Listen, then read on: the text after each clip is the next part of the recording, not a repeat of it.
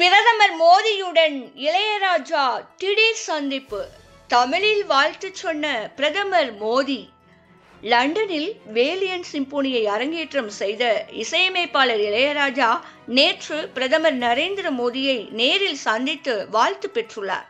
இசையமைப்பாளர் இளையராஜா இதுவரை தமிழ், தெலுங்கு, இந்தி, கன்னடம், ஆங்கிலம் உட்பட பல்வேறு மொழிகளில் 1000க்கும் மேற்பட்ட திரைப்படங்களுக்கு இசையமைத்துள்ளார்.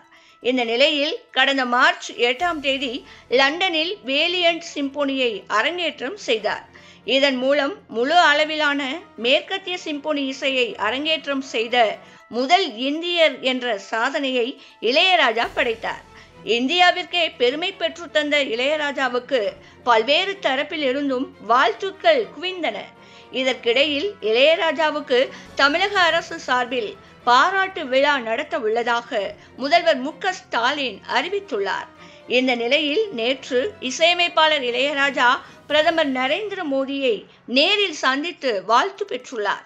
மேலும் அவருடன் எடுத்துக்கொண்ட புகைப்படங்களை தனது எக்ஸ் தளத்தில் பகிர்ந்துள்ளார். அதில் பிரதமர் மோடியுடனான சந்திப்பு எனக்கு மறக்க முடியாத நிகழ்வாக அமைந்துள்ளது. எனது சிம்போனி மற்றும் வேலியன்ட் உட்பட பல விஷயங்களை பற்றி நாங்கள் பேசினோம். அவரது பாராட்டு மற்றும் ஆதரவால் பணிவு கொள்கிறேன் என பதிவிட்டுள்ளார். அதனைத் தொடர்ந்து பிரதமர் மோடியும் தனது எக்ஸ் தளத்தில் இளையராஜாவுடன் எடுத்த புகைப்படங்களை பகிர்ந்துள்ளார். அதில் நாடாளுமன்ற மாநிலங்களவை உறுப்பினர் திரு இளையராஜா அவர்களை சந்தித்ததில் மகிழ்ச்சி அடைகிறேன். இசைஞானியான அவரது மேதைமை நமது இசை மற்றும் கலாச்சாரத்தில் மகத்தான தாக்கத்தை ஏற்படுத்தி உள்ளது.